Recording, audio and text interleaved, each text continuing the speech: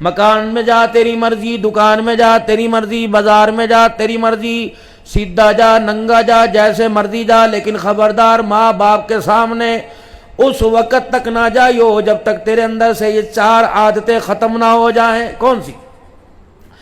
وَقَضَىٰ رَبُّكَ أَلَّا تَعْبُدُوا إِلَّا إِيَّاهُ وَبِالْوَالِدَيْنِ إِحْسَانًا إِمَّا يَبْلُغَنَّ عِندَكَ الْكِبَرَ أَحَدُهُمَا أَوْ كِلَاهُمَا فَلَا تَقُل لَّهُمَا أُفٍّ وَلَا تَنْهَرْهُمَا وَقُل لَّهُمَا قَوْلًا كَرِيمًا وَاخْفِضْ لَهُمَا جَنَاحَ الذُّلِّ مِنَ الرَّحْمَةِ وَقُل رَّبِّ ارْحَمْهُمَا كَمَا رَبَّيَانِي صَغِيرًا۔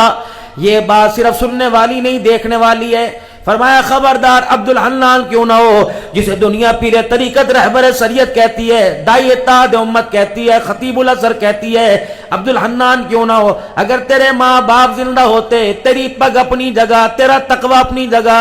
تیرے نسبتیں، تیری نقشبندی قادری سلسلہ اپنی جگہ، سہروردی صابری شاذلی قلندری سلسلہ اپنی جگہ، خبردار ماں باپ کے آگے جانے سے پہلے 4 باتوں کو کان کھول کے سن لے۔ ماں باپ کے سامنے یوں کر کے تو نے آنکھیں نہیں مٹکانی، ماں باپ کے سامنے یوں تو نے کندھے نہیں اٹھانے، ماں باپ کے سامنے یوں سینہ تان کے بات نہیں کرنی، ماں باپ تجھے تھپڑ مارے خبردار جھڑکی نہیں دینی، خبردار غصہ نہیں دکھانا، ماں باپ کی بات کا مسکرا کے جواب دینا۔ اگر ماں باپ کی بات پر چڑچڑائے گا، ماں باپ کو سینہ تان کے کھڑا ہو کے دکھائے گا، کندھے مٹکائے گا، ان کی باتوں پر آنکھیں گھور کے دکھائے گا، مجھے میری کبریائی کی قسم ہے میں تجھے جہنم کا ایندھن نہ بنا دوں تو مجھے اپنا خدا نہ کہنا۔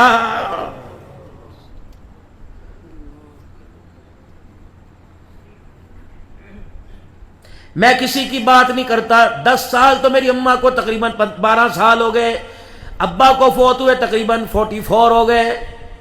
باپ تو میں نے اتنی ہوش کوئی نہیں تھی میرے عزیزو، لیکن اللہ کا فضل ہے کبھی ماں کے سرانے نہیں بیٹھے، کبھی ماں کے آگے پیٹھ نہیں کی، ماں باپ کے نخون کاٹنے کی، ماں باپ کو کھانا کھلانے کی سعادت بلکہ جنازہ پڑھانے کی بھی سعادت ملی، قدموں میں بیٹھا کرتے تھے اور ماں باپ کی وراثت کو سنبھال کے رکھا۔ اب تم کہو گے مکان سنبھال کے رکھا، دکان سنبھال کے رکھی، تم کہو گے ماں کے حصے کی زمین سنبھال کے رکھی، ہندوستان کے سونے کے کڑے چاندی کے رکھے، نہیں، میں نے اپنی اماں کی 3 چیزیں سنبھال کے رکھی۔ جس مصلے پہ نماز پڑھا کرتی تھی وہ جائے نماز سنبھال کے رکھا، جس ہاتھ سے تسبیح کے دانے پھیرا کرتی تھی وہ تسبیح سنبھال کے رکھی، جو لائلن کی جوتیاں پہنتی تھی وہ سنبھال کے رکھی۔ مولانا آج عبد الحنان کو عزت کس وجہ سے ملی، آج آپ کو راز بتا رہا ہوں۔ جب بھی گھر جاتا تو الحمدللہ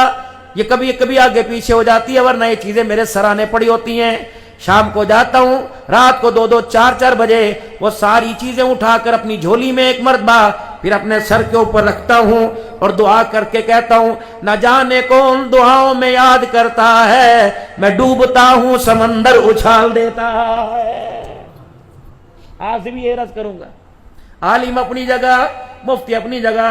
تقوی کے پہاڑ اپنی جگہ، خبردار شیخ الحدیث کیوں نہ ہو، ماں کی بات کا جواب اترا کے نہ دیو، ورنہ جو اللہ اس سینے کے اندر علم حدیث دے سکتا ہے وہ چھین بھی سکتا ہے۔ میرے بچوں تم بھی یہ خیال کرنا۔